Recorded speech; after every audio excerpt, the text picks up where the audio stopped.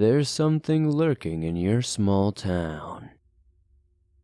Welcome back to the swamp, my friends. It's good to see you made it back for another episode. Today I'm going to be sharing some allegedly true and creepy small town horror stories sent in by viewers just like you. As always, if you have a story that you would like to share, whether it's from a small town or something else, be sure to submit it at swampdweller.net or the email you can find in the description down below. I'd love to share your story with everyone here in the swamp. It's stories like yours that help keep this show going on a daily basis. Now, without further ado, let's get into these creepy and allegedly true small town horror stories.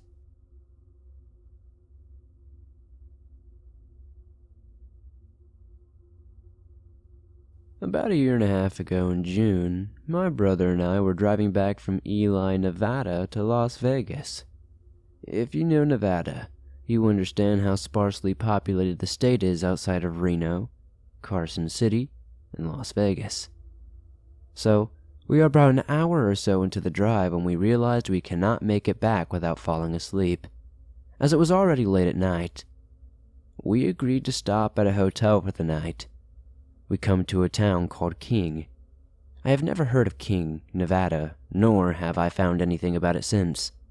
No matter how much I look up or ask around, it looked like one of those old western movie towns where it is one road with a few little buildings on each side, and about the same size as one of those towns from the movies as well. All there really is of note was a hotel that we stayed at called King Hotel, and a McDonald's. The few other buildings did not seem worth more. We have not seen anyone or any cars while driving in the town. We go into the hotel and see the only person we ever saw in this town, the single clerk at the front desk. We get a room key and go straight to bed. We are awoken by talking outside of our room at what we assume was around 8, because when we woke up, we realized there was no clock in the room. In fact, there is only 2 beds, a toilet, shower, and sink. Not even a dresser or TV. We get outside and get ready to leave. The hotel clerk is not there to check out, so we leave our key at the desk. No one else was inside the hotel or outside. We still have not figured out where the talking came from. We go to the McDonald's to eat. However, it is drive-thru only.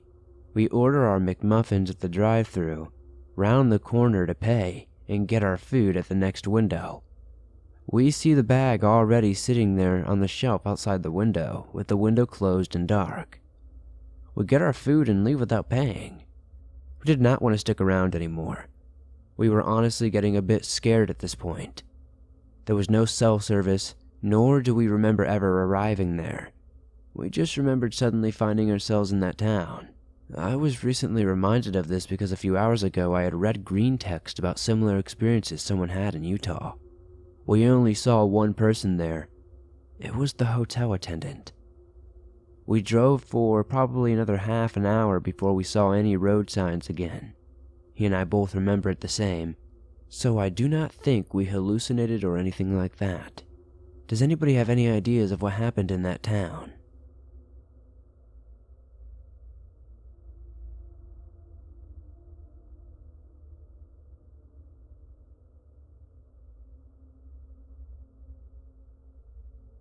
First off, I would like to start by saying that I am not a professional writer by any means, but have always been attracted by everything paranormal. I was not always the bravest person as a kid, but I liked it all even still. I have experienced many things throughout my life, some things that seem like they are from a movie or a book. This time I will be telling you of a more mild and a little less strange thing that happened to me while walking home one night. Before I start, I will give you a little bit of background, so you better understand my story. I was born and raised in a small town in Mexico. Everyone knew everyone, and even though we had cars, we had all mostly walked everywhere. There was crime, but it was exceedingly rare, and nothing violent really ever happened. I am the youngest of 5, and my parents were rarely ever home. This meant I was able to stay up late and go pretty much anywhere I wanted. My hometown is in sort of a valley with most of the town on one side of the tallest hills. My house was on a block right on the foothills of the steepest hill of my street, directly perpendicular to the two main streets leading up to it. One of these streets was essentially a main road. It was used to go up to a hill which was used for religious traditions. Anyway, this main road was mostly populated by family, with my grandmother on my mom's side of the family living near the middle of the hill. Her house itself was small, but the plot was big and had my aunt's houses scattered around it. This was still quite a long walk from my street, probably 5 minutes of walking. My family was a very typical Mexican family and would gather at her house pretty much every single night. On one night, I ended up staying way past my usual time with a few cousins. By the time I started heading home, it was well past midnight. There were street lights, but they were very spaced out along the street, which was blocked off by a bunch of trees, making my area very dark. It was creepy, especially for a kid, but the moon was out and it helped ease my nerves just a bit. I began walking downhill toward my house. The entire time, I just kept feeling weird, like I was being followed. I did not necessarily feel like I was in danger, I guess, but I felt very uneasy. The entire walk, my heart felt like it was going to jump into my throat. I kept walking down the street, having to look back and around every so often. Eventually, I reached the corner, turned toward my house, and now I was on my street. There has been a house that has been abandoned for an exceptionally long time. It has always given me the creeps, and it was the third house from the corner. I was just about to walk by it. Every time I walked by, I would always walk on the opposite side of the street, which did not even have a sidewalk. I would have walked through that same path that night, but this time it was blocked off by these huge piles of sand and dirt, probably some kind of construction work nearby. That, combined with a huge delivery truck parked on the curb belonging to my neighbors, forced me to walk in the middle of the street. As I approached the house, I had to mentally prepare and give myself the courage to walk in front of it. My heart began racing. I was always scared of the house, but for some reason, that night just seemed so much worse somehow. I forced myself to keep walking, and as I did, I heard someone call me from the direction of the house. I froze, my heart in my mouth, and turned to look, but I did not see anyone or anything. I felt a huge wave of relief wash over me. I began breathing again, and I had been apparently holding my breath. I was about to start walking again when I heard the voice again this time. I turned to look at a boy. He looked to be about my age at the time, maybe a little bit younger. It struck me as odd more than anything to see a kid my age standing right next to me. I did not even think twice about the fact that I could see him perfectly even though he was standing in the dark. No lights coming from an abandoned house, and even a tree blocking the moon and streetlight. He kept standing there unmoving for a few more moments, not saying a word, just kind of staring at me. The whole time I was trying to process what was going on. He spoke again, asking me to go with him, saying we would play together. I kept trying to speak, but could not seem to form words. It felt like hours went by. The whole time I was frozen in place, just staring at this kid, my racing mind, and now realized he seemed to be glowing. I began to tremble the entire time. I kept trying to move, to scream, but I just couldn't. I couldn't even move to run. I wanted to get away desperately. That kid stood there staring back at me, not moving, not blinking. He spoke one more time before walking a few steps closer to me. He seemed to pass like a shadow or something as he walked. His figure turned dark and then became bright again. As this happened, he called my name, my full name, and then I realized he looked like me somehow. This shook to my core. I jerked back at the sight of this. It was me, but the eyes were all wrong. They looked like they were full of hatred. I regained control of myself. I screamed no at whatever this thing was and ran faster than I ever have before in my entire life. I still have no idea what that thing was. It didn't seem to follow me, and I never saw it again after that. It still scares me to think back to that day. People ask all the time here to try to figure out what it is that they saw, but I honestly kind of don't want to know. Anyway, if you do decide to read this on your channel, thank you so much for your time.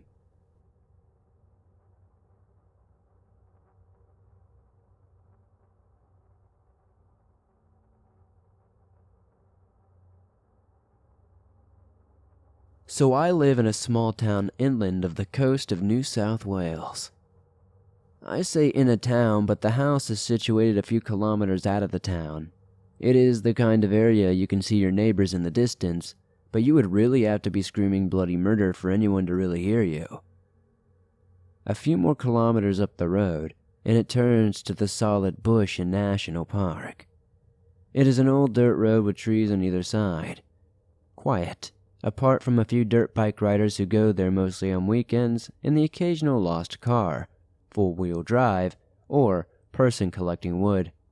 So for me, it was the perfect place to walk my dogs. On the day in question, I was out with my two dogs, a Great Dane and a Husky, and my mom's dog, a Scotty Terrier. My Husky likes to misbehave, so to stop her from taking off into the bush at the smell of a kangaroo, she is on an extender leash. My Dane is loyal to the core, so he is off leash, and so is the Scotty. She can be a pain and run off, but usually comes back. So this bush road has what it is called fire roads. I believe they were put there as an escape route, just in case if people get stuck in bushfires, but I'm not entirely sure. These little beat-up paths are 20 times tougher than the already rough dirt road I walk along. I was heading back towards home at this stage when suddenly all the dogs freeze up. For a moment, I thought it must have been a kangaroo or a wallaby, and instinctively grabbed my Husky's leash tighter. She always pulled my arm off when she saw or smelt a kangaroo, but they all stood frozen. I could see the fur on my Dane's back standing on end as they stared ahead towards the fire trail that branched off. For a moment, I thought it must have been a person and they were on edge because they had not expected to see someone. But as I took the time to look at what the three of them were staring at, I finally saw it. A brown-colored shadow in the thinner area of trees before the dirt track about 15 meters away. Now I walk this road nearly daily, so I knew each damn log in this area, and it was not something I had seen before. This was confirmed when the thing suddenly shot off and moved. It was fast, like abnormally fast, the kind of speed you would expect for someone on a motorbike. But there was no motor. In fact, despite my straining ears, I could not hear a sound. No cracking of sticks, no rustling of branches. It just took off into the thicker trees after standing there and watching me for a good 10 seconds or so. I was sure I had to be going mad, but as I looked at the dogs, all their heads were turned, staring in the same direction this thing had vanished. It took me another 30 seconds, standing, listening, before I finally managed to move forward towards the spot this thing had been. I had to pass it to get home. As I walked past it, the dogs all acted very strange. My normally brave Husky would not go near the spot, kind of sniffing at it from a distance, then pulling ahead.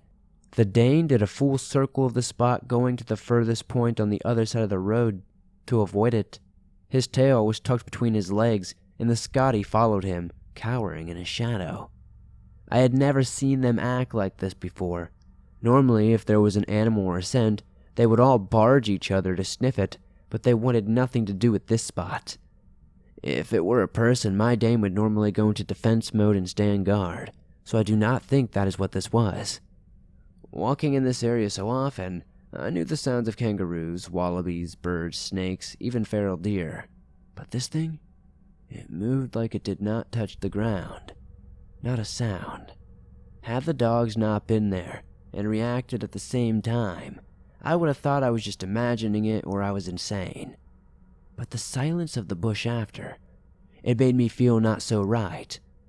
The whole way back, I just felt like I was being watched. I kept looking back over my shoulder, but I kept seeing and hearing nothing. As I left the bushy area, I began to feel more at ease and the dogs began to relax. Honestly, I don't know what I saw that day. There isn't much on Australian paranormal stuff except for yowies and spirits, but this figure was too big for a person. It seemed wide and solid, more like that of a bear on its hind legs. It had a full build, and it seemed very tall, but clearly, there aren't any bears or any animals like that in Australia. So, what did I see? What did my dogs see? It must have really spooked them, because I have never seen them act that way, and they have never acted that way again. Then again, I have made sure I have walked with more people more often. While I felt uncomfortable and nervous, I do not know if I was in danger or whatever it was. I mean, it did not attack me, though I felt like it followed me for a while. Either way, I certainly will not ever be going there without my dogs.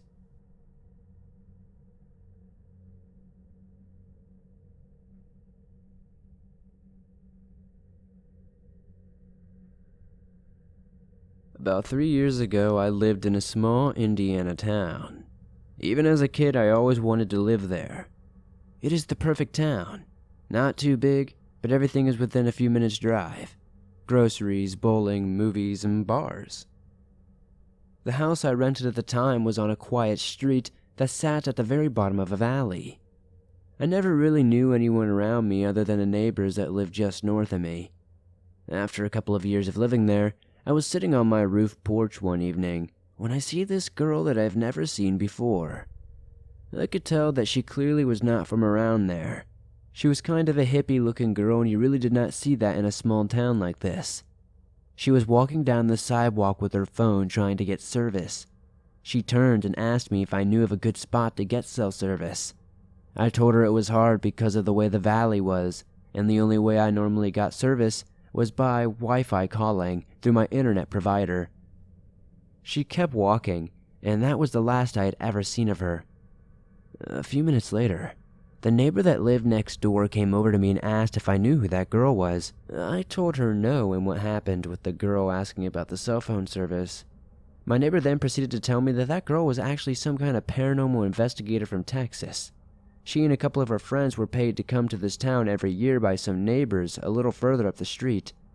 My neighbor began to tell me all these weird stories that came out of the house, and that apparently there was proof of it all. Doors opening and closing on their own, digital clocks changing from numbers to words, and even some recordings of people talking to spirits or ghosts, apparently. Of course, I took this all with a grain of salt.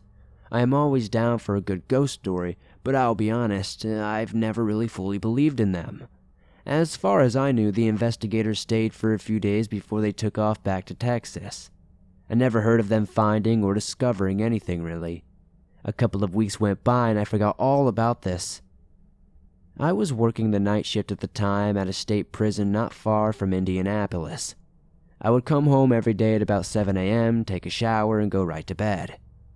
Suddenly, I started having very vivid dreams, paranormal types of dreams. Usually something was chasing me or attacking me, but I could never quite see them. I would eventually scare myself awake, sit up in bed until I calmed down for a little bit, and then I would go back to sleep until it was time to get back up and ready for work. This happened for a few weeks and I did not think anything of it other than just having some nightmares. Then the sleep paralysis started. I always had my phone sitting up in a way that I could just roll over and be able to see the time on the always-on display. I would begin having these same nightmares again, where something would either be chasing me or attacking me or something of the like, but I could not see what it was or where they were coming from.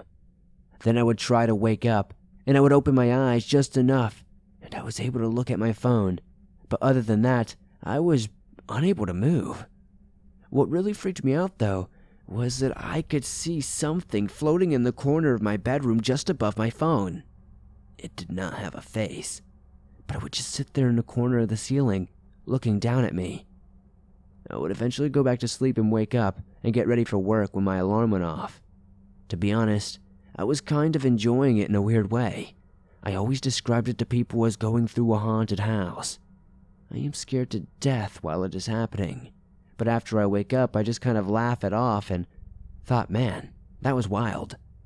This was happening on an almost daily basis. Every day would be the same thing around the same time, anywhere between 10 a.m. and 10:30 a.m. In 2018, I started a new job at a university and moved closer to my job. I got a new 2-bedroom apartment, and I've lived there ever since. I have never had these dreams or sleep paralysis since. Could any of that been related to the neighbors that lived up the street from me?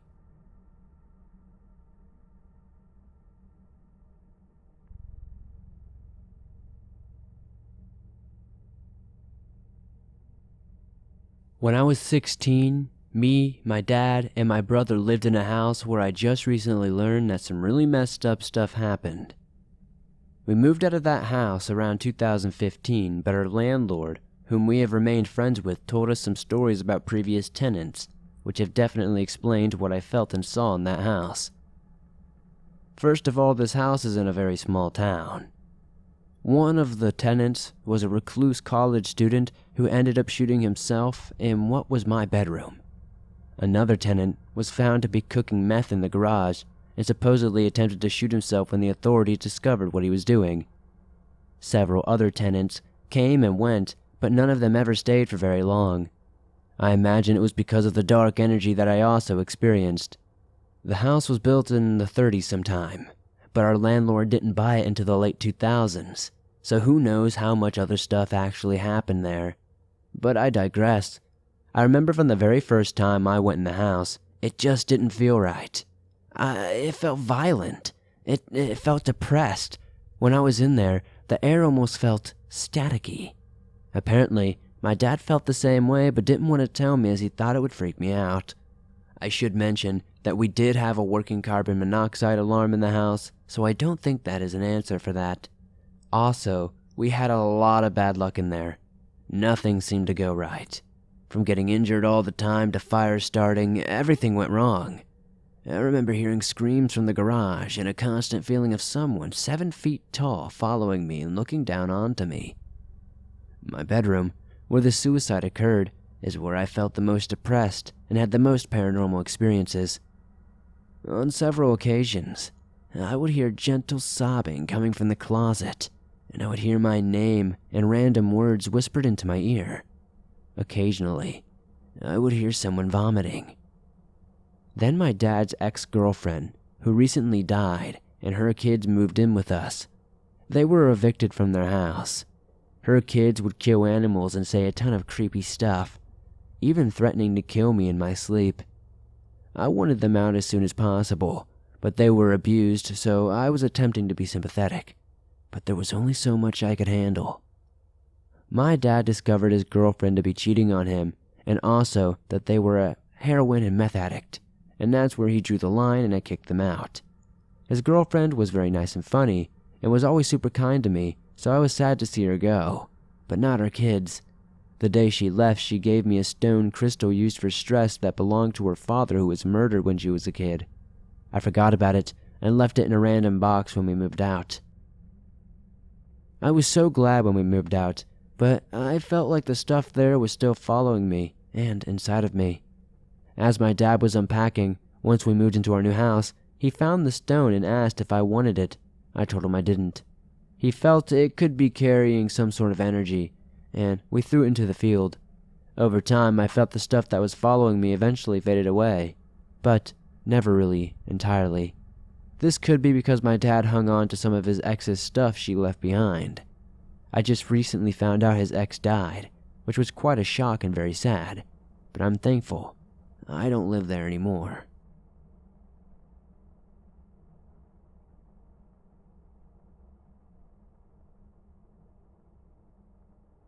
Hi, I worked for Starbucks for about 2 years in 2 different locations. The one I transferred to was the new one in my town. My town was one of those small towns that was just finally starting to break into the 20th century and get a Starbucks and a McDonald's and such. They tore down an older cafe that Starbucks had replaced. Two, who I have had a friend work at that cafe, and said that they only experienced minor happenings when that one was around. Well, here's what happened to myself and my fellow coworkers when we were closing one night. It was a normal night after closing. I was closing the doors, doing the floors, and cleaning the bathrooms. After everything was done, someone was still inside the bathroom. I knocked and let them know that we are closed. The person said okay, and I heard them wash their hands in the sink. This is a single-room bathroom, no stalls or anything like that. The locks we used were the same types used in the hospitals, being true locks that cannot accidentally lock behind yourself when leaving. Also, there is a motion-censored light that turns off after 15 minutes of no movement. My shift supervisor cannot do the drawers or registers with a customer still inside the building. So after another 20 minutes, I knocked once more and asked if they were okay. I hear a man's voice say yes, then grunts after grunts followed with many bangs and then the sink turning off and on. I live in a small town with many people who use drugs in bathrooms. Prior to this incident, someone was banging on the walls and shooting up in the bathroom not too long ago. Police were contacted and he was taken out. So with that happening before, we thought it was the same thing. We called the police and the station is right next door to our Starbucks. We are behind the station. They never came because it was a very busy night. The motion-censored light is still on after an hour. More bangs in the sink going on and off. I knock again and let the person know that the police were notified. More grunting. There is a key to unlock the door, but I was 18 at the time. I was not going to put my coworkers at risk. My coworkers and I try to keep closing, yet still be alert as this person was still making noise and sounded in distress. We called the police again, but after just under an hour of waiting for them, the operator says we would just have to wait it out. I'm watching the light under the door until after a while, it goes off. There's been no movement for 15 minutes. My shift calls my GM, to which she calls 911 again for an unresponsive unit because the person could have died from drugs within the bathroom. Next thing happens are the firefighters come with EMTs. Everyone can hear the man grunt once the EMT asks if he is okay, and they are opening the door. The EMT opens the door, and there was no one there. He looks at us and everyone is frozen. We tried to collect ourselves, but I was shocked. There is no vent in the ceiling, the trash can is big but not big enough to hold a person, and there was no way for us to not see a person leave when we just heard him grunt seconds before the door was opened. My coworkers that worked with me that night quit shortly after, as did I. While I worked there, I had the ice bucket thrown at me, food thrown at me. Items appear across the store when they should never, by law, be there in the first place. Only a small handful of the original workers from that location had ever stayed. My manager still works there, and she is convinced that there is something going on.